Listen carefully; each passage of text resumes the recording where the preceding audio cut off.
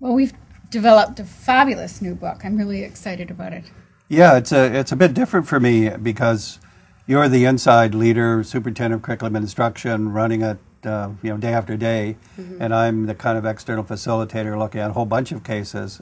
So to team up and to co-write, and the co-writing was almost seamless. I thought. I mean, I don't think you can tell who wrote what because we had the same focuses, and so I guess the question is what have we accomplished in this book that's not already out there in the literature? Exactly. I think the focus for realization on district reform and deepening district-wide reform is really important. We've developed a framework, the 13 parameters that we researched a while back, and we've developed them further. And then we've developed the 14th parameter, which I think is new for us, but again, provides that framework for district leaders and principals and teachers to work within. Yeah. Yeah, there's a certain literature on district-wide reform, and I think what makes this different, because I know that literature, this is a big district. There's 190 plus schools now, and it's but yet you've been able to get change throughout the district. It's really changed the school culture, but the district culture as well. And the 13 parameters that people will read about, those are they're the strategies, the day-to-day strategies that teachers have used. We have several examples in there for particular schools, but those schools are just representative of a whole bunch of others that are doing the similar things. And I think that what we've developed is a model that's very thoughtful and something that we thought about in York Region that we're sharing in this book, and that is that scaffolded learning. So we start with capacity building, which is really important, but we've outlined that it's not the end.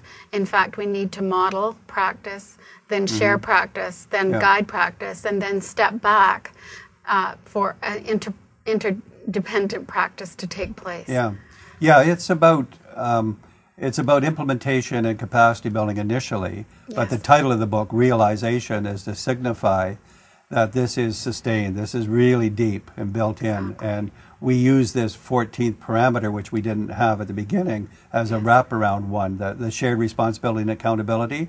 So when you do these things collaboratively, I'll call it collective capacity building, people own the process, they own the outcome, and that's the responsibility, and the accountability really is built in that way. Absolutely. And I think the special feature of having the pull-out self-assessment tool at the back will be really helpful for districts. So they'll be able to take a look at the 14 parameters and self-assess where they are in each of them, whether they're at the modeled practice level or they've moved towards shared practice or guided practice. Ultimately, we're hoping that school districts, and we're knowing that school districts can achieve interdependent practice that we describe very precisely in the book.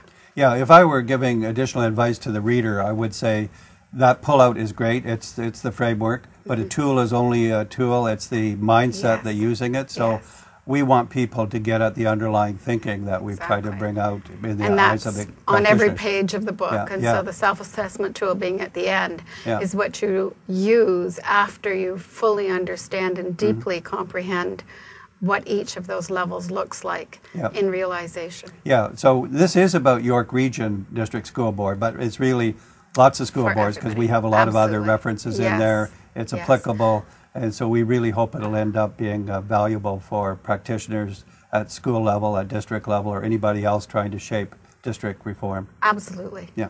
Good. Thanks, Michael.